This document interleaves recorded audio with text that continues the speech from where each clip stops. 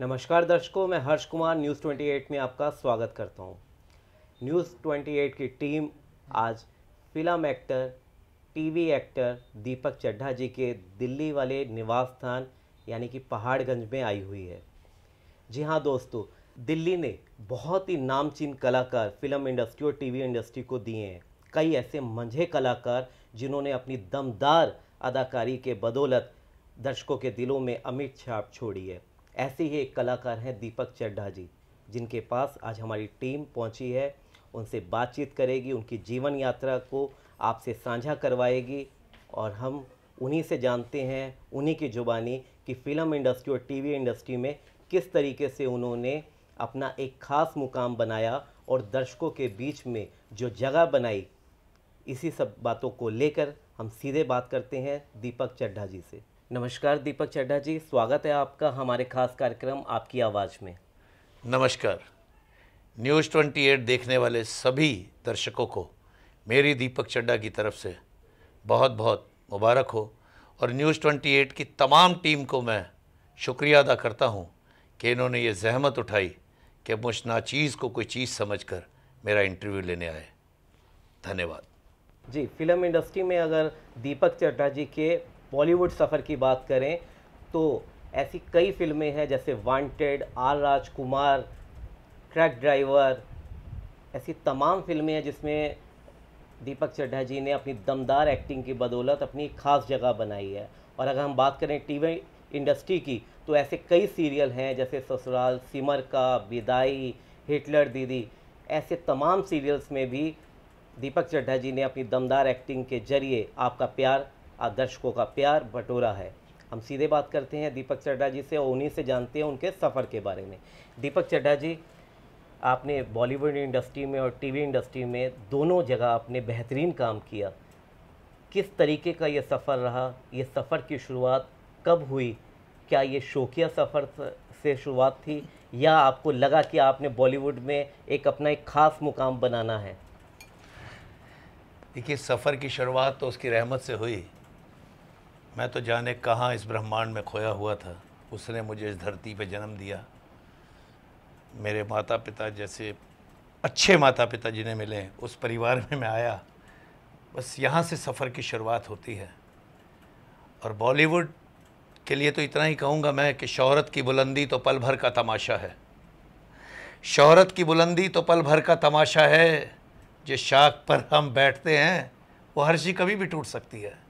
इसलिए हमेशा दर्शकों के दिलों में और मीडिया के साथ बैठे रहो तो कम से कम आपकी नेक बातें, अच्छी बातें लोगों तक पहुंचती रहें और लोगों का प्यार बरकरार रहे। तो जैसे शुरुआत हुई है वैसे ही अच्छा अंत होगा।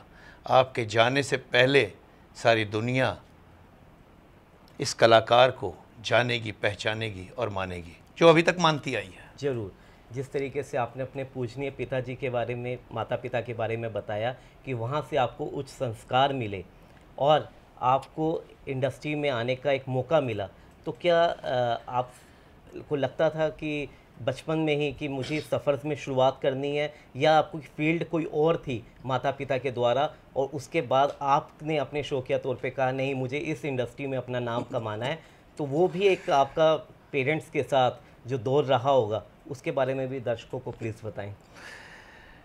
क्या है, हर्ष जी के कहते हैं कि जो लोग कुछ नहीं करते वो कमाल करते हैं। तो मैं भी कुछ नहीं करता था। मेरे फादर ने मेरे लिए सोने चांदी की चेनें बनाने की एक फैक्ट्री लगा के दी मेरठ में, लेकिन हम एक्टिंग के शौक़ में स्टेज पे चले जाए, रिहर्सल करते रहे। सोना चांदी कब लोहे में तब्दील हो गया मुझे भी पता नहीं लगा। जी। फिर मेरे फादर ने इटली में मुझे बिज़नेस खोल के दिया। ज्वेलरी बॉक्सेस, पर्सेस, संदल से ब्रेसलेट बनते थे उस ज़माने में बड़े अच्छे। वो भी मैं बस काम उधर चलता था और मैं स्टेज पे मंडी हाउस चला जाता था गुलशन कुमार जी के साथ। एक केसी बधोक जी थे, उनके साथ जुड़ा रहा, जो आजकल इनकम टैक्स कमिश्नर है जोधपुर में। वो भी पता नहीं कब बिजनेस ठप हो गया। फिर मेरे फादर ने मुझको नई दिल्ली स्टेशन के सामने एक ट्रैवल एजेंसी खोल के दी, गवर्नमेंट से एजेंसी लेके दी, आरटीएस से। वो भी चलती रही, लेकिन उसमें मुझे सबसे बड़ा फ़ायदा ये हुआ कि मेरे यहाँ टिकट्स कराने, उस ज़माने में टिकट्स की बहुत वैल्यू होती थी। जी। जगजीत सिंह, गुरदास मान, गुग्गू गिल, योगराज, युवराज के फादर, जी जी जी। और कई बड़े बड़े नामचीन स्टार, दिलीप नायक, स्वरूप संपत, यश चोपड़ा कैंप के कई लोग आते थे टिकट्स कराने, और उनको मैं बताता था कि जी मैं ऐसे ऐसे। तो मुझे उन्होंने कहा कि कभी बॉम्बे आओ तो मिलना। जी। बस एक दिन हमने शाम को अपना गल्ला समेटा और रात को 2-2:30 बजे एक ट्रेन जाती थी स्वराज एक्सप्रेस जम्मू तवी, उसमें बैठ गए और एक इतना बड़ा सूटकेस ले गए। जो मेरे फादर एम्स्टर्डम में सेटल थे, उनका एक बड़ा सूटकेस था, भर के ले गया जैसे बॉम्बे में मेरे ससुराल हैं और वहाँ जाते ही मुझे संभाल लेंगे। लेकिन जब बॉम्बे पहुँचे तो पता लगा कि बॉम्बे, जो अब मुंबई है तब बॉम्बे हुआ करती थी। हालात में ठोकरें लिखी थी, सामान धीरे धीरे ख़त्म हो गया, कपड़े चोरी हो गए, कुछ चीज़ें बिक गई। फिर लोकल ट्रेनों में शुरू किया सोना, फिर एक झोंपड़ा किराए पे लिया 5 रुपए में। फिर मुझे पहली फिल्म मिली की बनू दुनिया दा। फिर मुझे जगजीत सिंह, गुरदास मान और एक मेरे मित्र हैं रविंदर रवि, जो बहुत बड़े डायरेक्टर हैं अब, उन्होंने कहा कि दीपक चड्ढा अगर तुझे कुछ करना है तो एक्टिंग में तो बात नहीं बनेगी, क्योंकि आजकल के टाइम में जो हीरो आते हैं वो आते हैं धर्मेंद्र, शत्रुघ्न सिन्हा, विनोद खन्ना। तो हम तो दुबले पतले से थे। ये आप बात आप 84 से 92 के बीच की बातें बता रहा हूँ।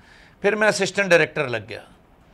फिर मैं लग गया वीरेंद्र जी के साथ, धर्मेंद्र जी के कज़न, जो दीप्ति भटनागर हैं आज की तारीख में प्रोड्यूसर, और रणदीप आर्या हैं, उनके रणदीप आर्या के फादर और दीप्ति भटनागर के ससुर।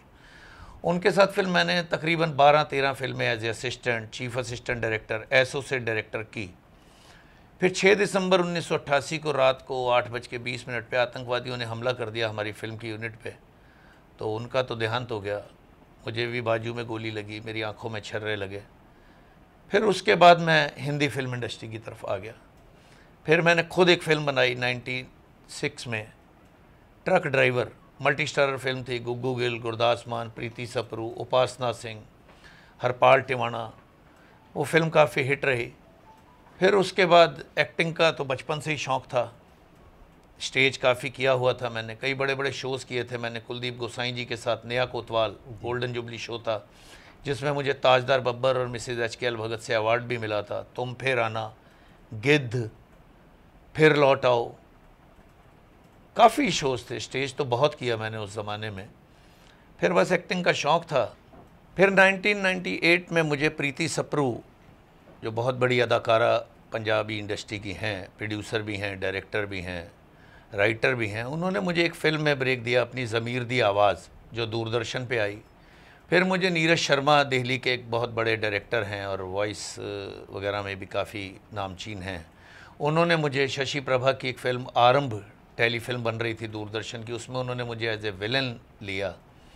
फिर उसके बाद प्रीति सप्रू की मैंने सैलाब में दीपक पराशर के अपोजिट एज ए विलन किया। फिर 2006-2007 में मुझे धीरज कुमार जी, काफ़ी बड़े प्रोड्यूसर हैं हिंदुस्तान के, क्रिएटिव आई जिनका है, उन्होंने मुझे जय माँ वैष्णो देवी में एज ए विलन नेगेटिव मामा लिया, योगी मामा।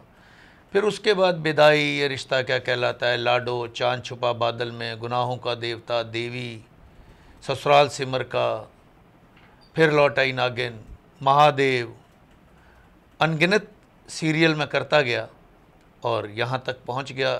आप लोगों के दिलों में प्यार हासिल किया मैंने। और एक सवाल मुझसे अक्सर पूछा जाता है कि मैंने पुलिस इंस्पेक्टर के रोल ज़्यादा क्यों किए। उसके लिए तो मैं इतना ही कहूँगा कि मैंने अपनी मर्ज़ी से कुछ नहीं किया और ना ही आप अपनी मर्ज़ी से कुछ करते हैं।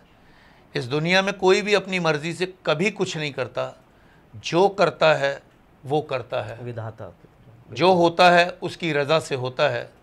एक पंजाबी में है, लाइनें हैं चंद बड़ी अच्छी, गुरदास मान अक्सर साहब गाया करते हैं, माली दा कम पानी देना, माली दा कम पानी देना, पर मशकां लियावे, मालक दा कम फल फुल लाना, लावे या ना लावे।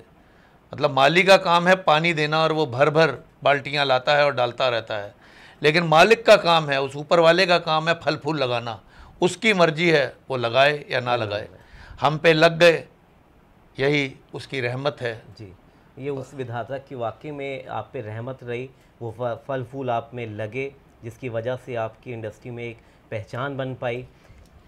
एक सफ़र जो आपने शुरुआत बताई कि एक जो ट्रैवल एजेंसी चलाने वाले किस तरीके से उन्होंने मुंबई का जब सफ़र तय किया और वो संघर्ष को आपने बयां भी किया, तो संघर्ष का कोई ऐसा दौर आपको जो हमेशा ये एहसास दिलाता हो कि सफलता की सीढ़ियां तो इंसान चढ़ता है, लेकिन उस जो कठिनाई दौर का जो समा होता है वो उससे कभी भूला नहीं जाता? ऐसा कोई वाक़या अगर आपको याद आ रहा हो?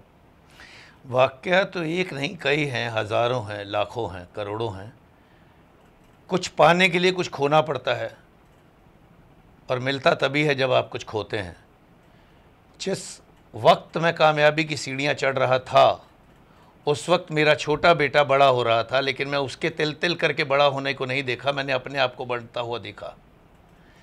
जिस वक्त मैं वहाँ पर कामयाबी की तरफ बढ़ रहा था, तो यहाँ मेरे परिवार में कुछ ना कुछ घट रहा था, चाहे वो मेरी माँ की उम्र थी या मेरे फादर की उम्र थी।